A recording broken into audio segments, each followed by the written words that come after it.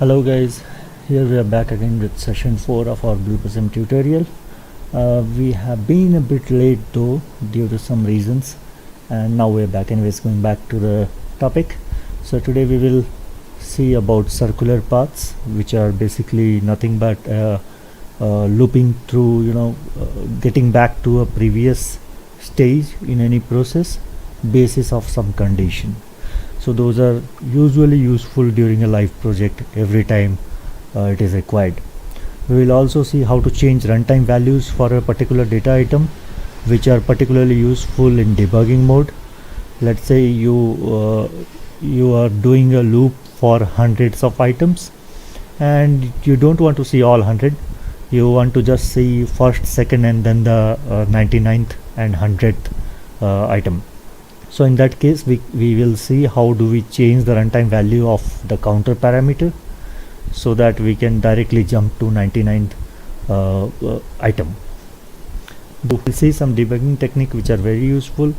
BluePrism gives you two options, set next stage and breakpoints, which are particularly useful while debugging. It is used almost everywhere. And we will also see how to use collections and loops. Okay, so let's get started. So let's create a new process and name it something like circular path test exercise. Okay, click on next, give some description, circular whatever, and do a finish. Now let me open this.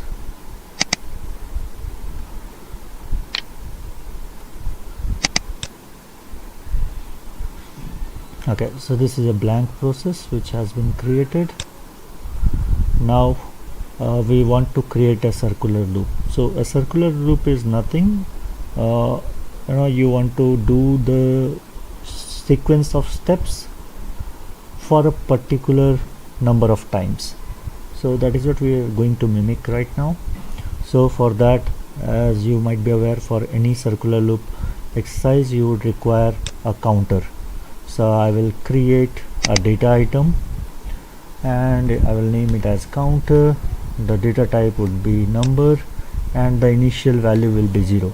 So it's like I equal to 0 in any programming language, right? And then we would also require the maximum number of times you want the logic to be run. So that will be our maximum loops. Let's name it maximum loops. So another data item named as maximum loops. The data type will be again number and initial value, let's put it 10.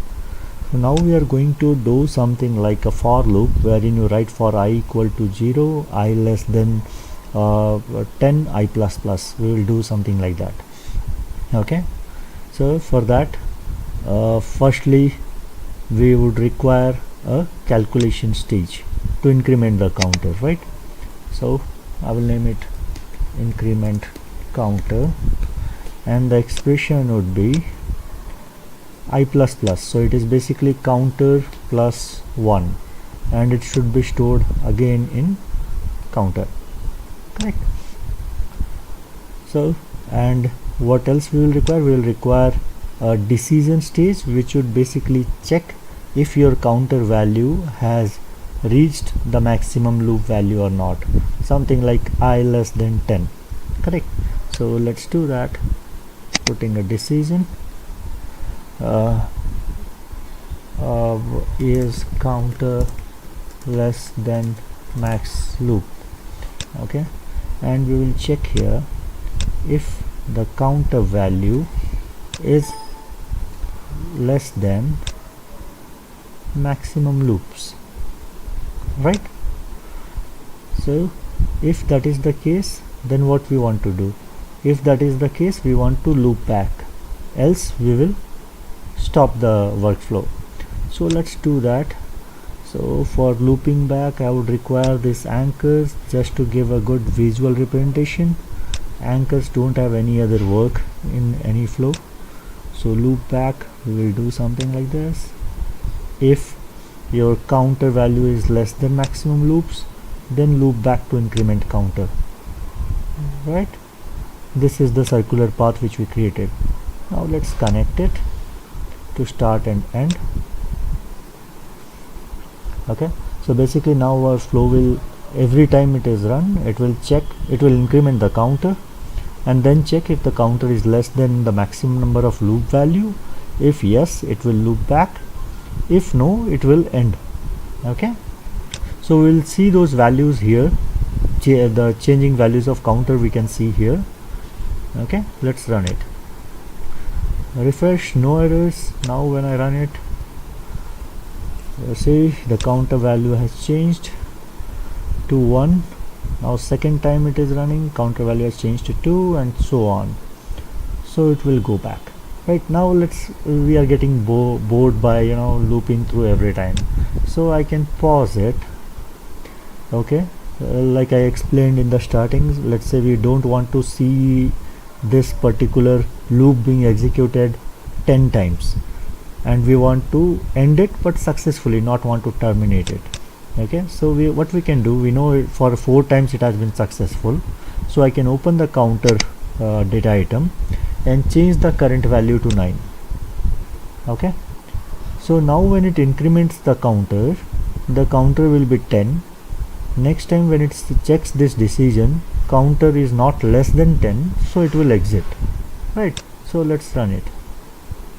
You see the counter value got changed to 10 and it ended the loop. So this is how you can create a circular loop, and you can change the runtime value of a particular data item. So these things only you can do during your debugging stage. You cannot do it in live production stage. Okay, so basically any logic written within these steps, these 2 stages, will be executed for a maximum of 10 times. Right, okay. So now let's see an exercise wherein we will create a collection and we will loop through it. So this is one way of looping through. The second way is, let me delete all those. Okay, so deleted. Right, let's see what's a collection is. Now data item can hold only one particular value of one particular type. Collection is nothing, it's just like a table in any database. It can hold multiple data types, multiple variables inside a single variable name. Okay, so that's a collection. So let's drag and drop this collection and open it. I will name it as, let's say, order table. Okay, so when you create a collection, you see there are 3 fields: field, initial values and current values. Current values will be by default not highlighted because those are the values which are generated during runtime. Okay, so let's add 3 fields. Okay, we will name it as, the first field will name it as order number, which will be of type, let's say, text. Description, you can give anything. If you don't wish, you don't give. Next column we would create as quantity, which will be of type number. Right, and the third column we will create, let's say, order date, of type date. Right, so now we have created a blank table with 3 columns in it: order number, quantity, order date, of type text, number and date respectively. Okay, so now let's give some initial values. So you come to initial values tab, you click on add row. So if you want to add 3 rows, you can add 3 rows. So for every row it will create a blank table for you. So you can give your values over here.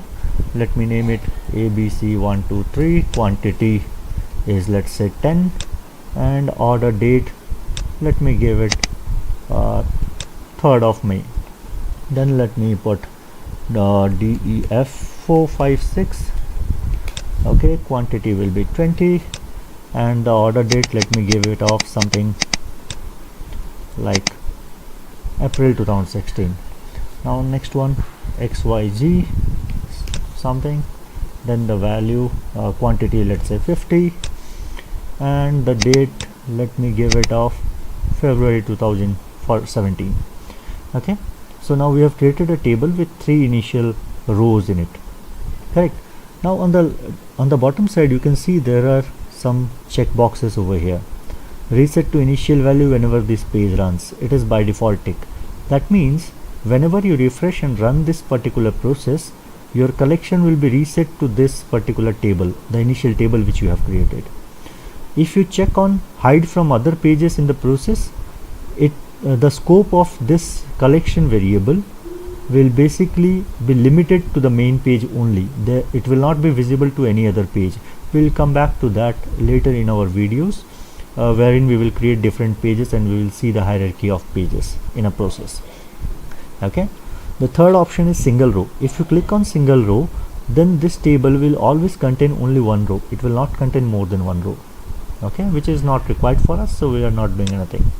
So click on OK. So this is a blank order table which has been created now, right? So let me make it bigger. Okay, so now let's say we want to loop through this table entirely. So there is one stage named as loop stage. When you drag and drop, you see here it by default comes with a loop start and loop end. So in the certification exam as well, you get a question, which are the stages which come with a supplementary stage with them. So one of them is loop stage, another one is wait stage. So anyways, you will come back, you will get to know those while you do the practice and when you go through the entire videos. Okay, so the beauty of this loop stage is whatever code you write in between these two stages, loop start and loop end, will be executed for every row of a collection.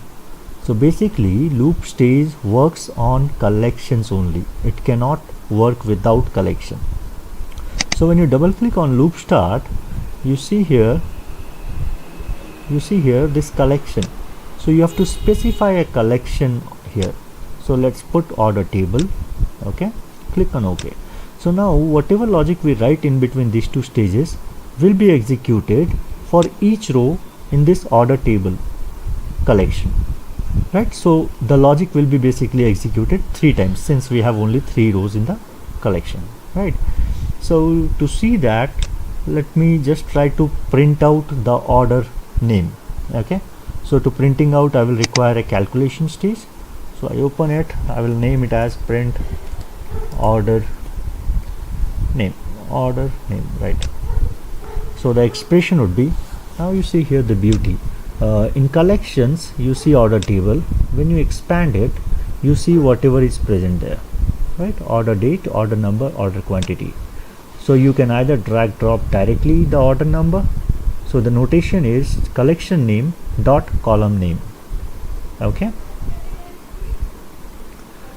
or else since we know this order number is of type text, if you expand this text section, you can drag and drop this order number from here as well. Okay, or else there is another way. You can directly write, if you remember the collection name and the table name properly, you can directly write the collection name dot order number. Okay, and let's say we want to store it in some variable, let's name it test, and I create it directly from here. Okay, this thing we have already discussed in our previous videos. You can refer back to them if required. Okay, so now clicking on OK. Now we will see what are the values printed in this test variable. So let's just connect those. I will require an end stage as well. So this is the end stage and I will connect it. Okay, so now when I refresh and run it, let's see what happens. Just pay attention to this portion. So for the first row, the order name was ABC, second was DEF, third was XYZ875, and it ended. So basically for every row it has executed this particular stage which was in between loop start and loop end 3 times. For every row 1 time, so total 3 times. Okay, now let's do something meaningful. Let's try to add up the quantity and display the quantity. Okay, so to do that, what you would require, so let me remove this. Okay, so we are basically doing a summation, right? So as you might be aware, in any programming language, to do a summation of, let's say, two numbers, what do? You basically pick up the numbers a and b, you initialize sum as 0, and you keep adding individual numbers to that sum, right? That's the algorithm. So that is what we are going to do. We will initialize a variable named as sum type number to 0, and we will keep adding the quantity field in the order table to this sum. So addition, again we would require a calculation stage. Open the calculation stage. So let me name it as sum all quantity. Now what we are going to do here, we are basically going to add the quantity for every row to this sum, correct? So I will do sum plus order table dot quantity and store the result again in sum, correct? That is what we do in any programming language. So let's loop, let's connect it. So basically now what will happen, first time when this code is executed, so it will pick up the first row, it will come here, sum is 0, first row quantity is, let's say, 10, so sum will be stored as 10. Then it will go to loop end, again loop start, second row, sum is now 10 plus the current quantity is 20, so summation will become 30. Then loop end, then next loop start, sum is again some value, let's say 50, the quantity in the current row is 50, sum is already 30, so 50 plus 30 will be 80, and it will be stored in the sum 80. Okay, so let's visualize it and let's see it. Okay, let's run it. So just pay attention here. Sum is 10. For the second row it added the quantity, third row it added the quantity, and final sum we have got as 80. Okay, so this is one. Now next example, what we can do is we can directly see how do we calculate the earliest order date. You see here in the initial values tab, you have order date 3rd of May, 13th of April, and 14th of February 2017. So we have to find out the earliest date in this order date column. So ideally we will need this as an answer, 13th of April 2016. It is the lowest, it is the earliest date, right?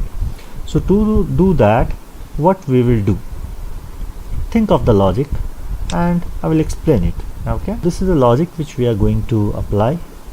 We will loop through the collection for each row.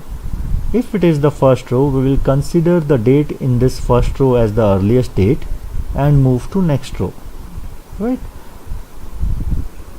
When the next row comes in, it is not the first row anymore, right? So we will check, we will already have a value in our earliest date field which we have created, the data item.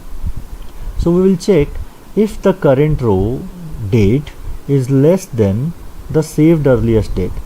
If that is the case, then we will save the current row date as earliest date and move to next row. If that is not the case, we will simply move to next row. So we are going to build this, right? Okay, so to build this, I will remove all this again. So what we would require, since we are using we need to identify whether it is the first row or not, we will have to keep a counter to keep the row count. So for that I will create a data item which will check the name is row number, type number, counter is 0 initially, right? So now for each row we will increment the counter so that we keep the exact row number, right? So increment row number, and the expression would be this row number plus 1 and store it in same row number, right? So after incrementing the row number, we have to check whether it is the first row or not, right? So let's check it by decision stage. So if it is the first row, so we have to check if row number equals 1, right, and name it as first row. Correct. If it is the first row, then what should it do? It should basically put the value of this row's order date as the earliest date, right? So we need a variable to store the earliest date. So we can either directly create from here or we can create from calculation stage. Since we are going to use the calculation stage, I will use the calculation stage and name it set earliest date. And what we will do, the current row's order date, correct? So current row's order date should be stored in earliest date variable, and I will create it here. Okay, so I will link it.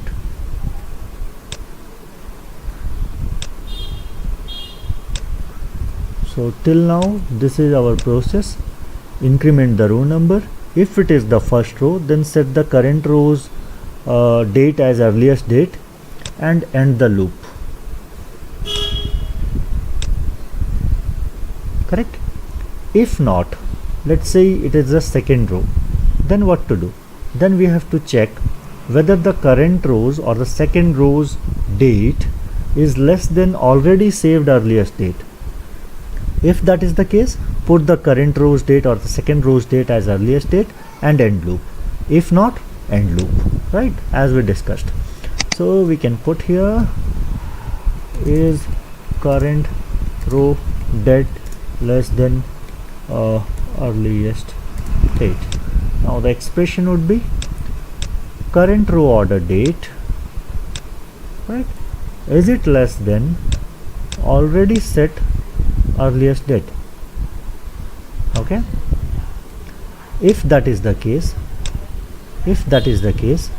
then put the current row's earliest date, current row order date as the earliest date and end loop, else simply end loop, right? This is what we saw in our presentation. So now let's go through the process which we created again. Okay, so it will start, it will increment the row number from 0 to 1, so it is the first row. Now it will check if auto row number equal to 1, yes, so it will pick up the first row's date and put it as the earliest date, right, and then end loop. Now the second row will come, so row number will become 2. This condition first row becomes false, and then it checks if this second row's date is less than already saved earliest date. If yes, it will take the current row's order date and put it at earliest date and end the loop. If not, it will simply end the loop and move for next row. Correct? So let's see, let's run it. So let me just rearrange so that we are able to visualize what is happening.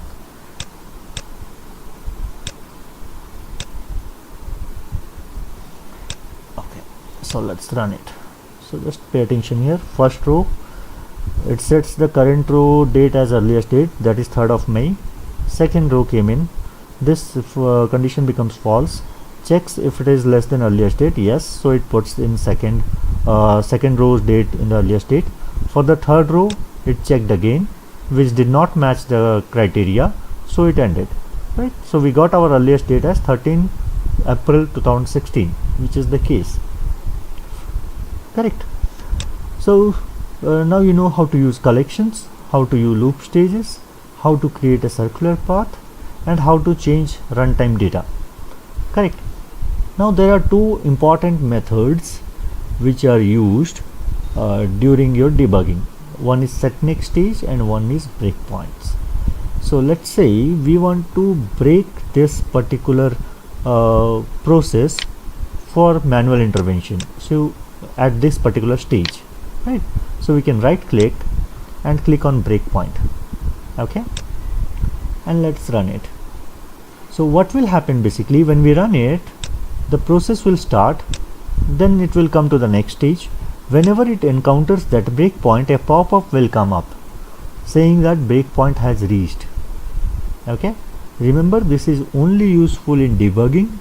even if you have a breakpoint or multiple breakpoints within a process and it is run from the control room, it will have no effect at all. The process will run as if there are no breakpoints present. This is one question for your certification exam if you are planning to do so. Okay, let's run it. So when you run it, a pop-up comes up, breakpoint was reached. Okay, so to proceed further, you can either close this and run it, okay, or else next time when it comes up, you can simply run it. You have to double click and it will go. Okay,